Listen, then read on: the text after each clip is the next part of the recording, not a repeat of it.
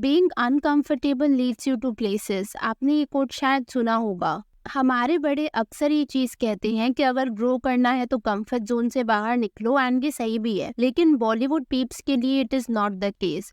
अपने comfort zone में रहकर कैसे कुछ नेपो किड्स ने अपने लिए एक नीश क्रिएट कर ली है, यही है आज की इस वीडियो का टॉपिक। तो हाल ही में अनन्या पांडे की ओटीटी मूवी रिलीज हुई नेटफ्लिक्स पर, called as control, directed by Vikramaditya Motwani.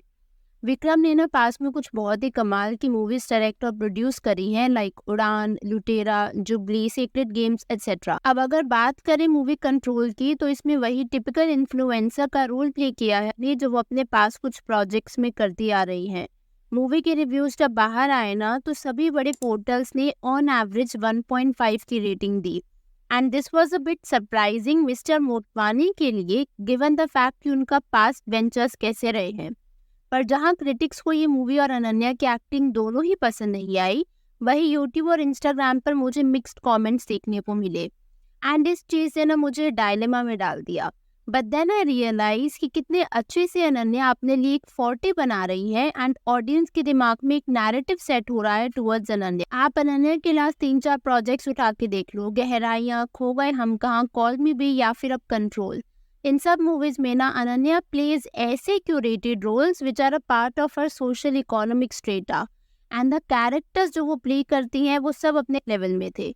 और जहां अनन्या ने अपने कंफर्ट लेवल के बाहर एक्टिंग करने की ट्राई भी करी इन मूवीज लाइक लाइगर, हम सब ने देखा how disastrous it was for her. But the point is कि बॉलीवुड जैसी टफ इंडस्ट्री में अपने कंफर्ट में रहने का प्रिविलेज आखिर कितनों को मिलता है। आई कांट इमेजिन कि सानिया मल्होत्रा, शार्वरी, यामी गौतम या फिर Pratibha Ranta getting this privilege, and this is extremely sad. और आपको पता है क्या कि अब the bar has become too low कि Ananya repetitive same characterization is being praised. लोगों को एक्चुअली अब वो पसंद आने लगा है, एंड आफ्टर सम टाइम क्या होगा ना कि Ananya will be called as next big thing, और जो लोग इस फेम को एक्चुअली डिजर्व करते हैं उनको मूवीज नहीं मिल रही होंगी। साइकोलॉजी में ना एक फिनोमिनन है जहाँ पर we are imposed a narrative until it becomes a truth, और इसे इल्यूजरी ट्रूथ इफेक्ट का नाम दिया जाता है। इसका एक क्लासिक एग्जांपल है कि we believe spinach is extremely high in iron. तो हुआ ये था कि 1870 में एक जर्मन केमिस्ट ने स्टडी करी थी कि 100 ग्राम स्पिनच में कितना आयरन होता है। उसका आंसर आया था 3.5 मिलीग्राम। पर जब उन्होंने रिपोर्ट किया तो एक डेसिमल प्लेस की गड़बड़ हो गई, एंड उन्होंने गलती से उसे 35 मिलीग्राम्स लिख दिया। अब ये एरर की वजह से ना 1929 में पॉपाई कैरेक्टर आया।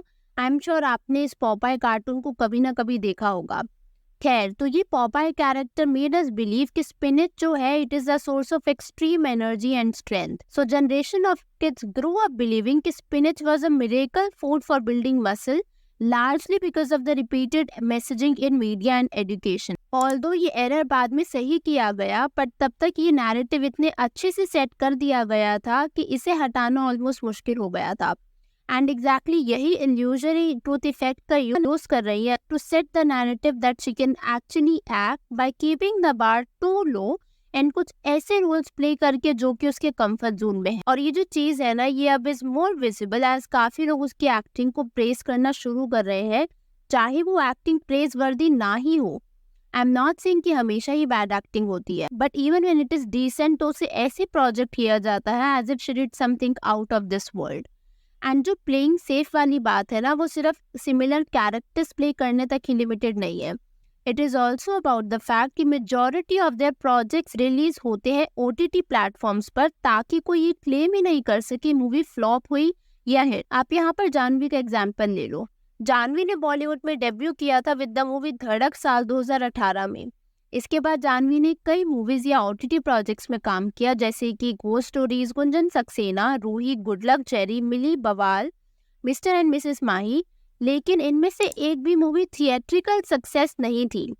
And more than 90% of her movies पर OTT रिलीज। इन मूवीज का OTT प्लेटफॉर्म्स पर रिलीज होना gives them an advantage, as इससे मिड लेवल मूवीज पर भी अप्रिसिएशन मिल जाता है और बॉक्स ऑफिस कनेक्शन की चिंता भी नहीं होती। मतलब they are protected in the sense कि कोई ये बोल भी नहीं पाएगा कि इनकी मूवीज फ्लॉप हो रही है। But the real question is कि अनन्या या फिर Janhvi will ever be able to pull masses to the cinema halls to prove their mettle? Certainly no. पर क्या उन्हें मूवीज मिलनी बंद हो जाएंगी? The answer is still no.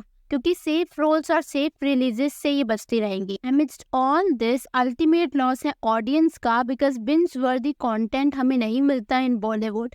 And यही रीजन है कि अब Indian audiences are moving towards Korean या फिर Japanese shows that offer them something different। अब अगर मैं वापस आऊँ अनन्या की मूवी कंट्रोल पर, एक और हिपोक्रिटिकल चीज जो मुझे देखने को मिली वो थी ब्लेम गेम। जैसा मैंने आपको शुरू में बताया कि कैसे कंट्रोल को क्रिटिक्स और बड़े मीडिया पोर्टल से 1.5 की एवरेज रेटिंग मिली, विच मीन्स की मूवी ज्यादा पसंद नहीं आई। अब अगर मूवी ना चली तो बहुत क्लियरली ये मूवी विक्रमादित्य मोटवानी की मूवी बन जाती है। आप ये रिव्यूज देखो, इसमें विक्रमादित्य मोटवानी या फिर विक्रमादित्य मोटवानी और अनन्या पांडे थ्रिलर बोल दिया गया है। ये है रिव्यू नंबर 1 और ये है review number 2 and so on, and ये रिव्यूज चलते ही जाएंगे और इसे एज अ मोटवानी मूवी घोषित कर दिया गया। बट वहीं पर जहाँ कॉल मी बैक के लिए अनन्या को प्रेस किया गया था, तब सभी रिव्यूज ने इसे as a Ananya Pandey series बोल दिया था। ये सभी रिव्यूज उसका भी प्रूफ है। मतलब अगर प्रोजेक्ट पसंद आया तो एक्टर की वजह से, और अगर नहीं चला तो डायरेक्टर की गलती। एनीवेज, मैं आपको नेटिजन्स की कुछ कमेंट शेयर करना चाहूँगी कंट्रोल मूवी की रिलीज पर। Yeah, her acting was very basic and she again uses the same map that ruined her at the end. Overall, it was very bad. Bella in Call Me Bae, Nella in Control, Bella कब? तो इसमें basically characters के नाम बोले गए हैं, क्योंकि call मी बे में अनन्या का नाम बेला था, रोल में नेला। So this is what they are trying to say in this comment. कॉल यूजर ने जो कमेंट लिखा है, इस कमेंट से पर्सनली मैं भी अग्री करती हूँ, काफ़ी अच्छा कमेंट है। So this user says, I still don't get it, why do these talentless nepos get work, and that too with such good directors? It is high time Kejo takes retirement. He single-handedly brought down the bar of acting and talent so low that it's ridiculous. Rani, Kajol, Kareena are also nepos, but look at their talent versus today's generation. Pathetic. Their only claim to fame is wearing sleazy and branded clothes. The movie lacked soul, the direction being completely laptop screens and video calls. 90% of the movie was idiotic and made the movie worse. You feel at a point that Ananya is playing the sequel of her character in Kho Gaye Hum Kahan. Unlike in that movie, she wasn't even convincing here. I don't know how many more chances is she going to get. Every time she gets some, feel like someone deserving is getting robbed. कि अगर आप लोगों ने control movie देखी है, या in general आप लोग का क्या थॉट्स है ऑन द फैक्ट कि Ananya Pandey is playing safe और वो सिमिलर कैरेक्टर्स ही प्ले करी जा रही है जो कि उसके सोशल इकोनॉमिक स्टेटा से बिलोंग करते हैं, and is it even fair to begin with? I look forward to your comments. बाकी अगर आपको वीडियो पसंद आई हो तो हिट दैट लाइक बटन। अगर आप चैनल पे नए हैं तो consider subscribing the channel if you haven't already, and I will see you super soon with another video.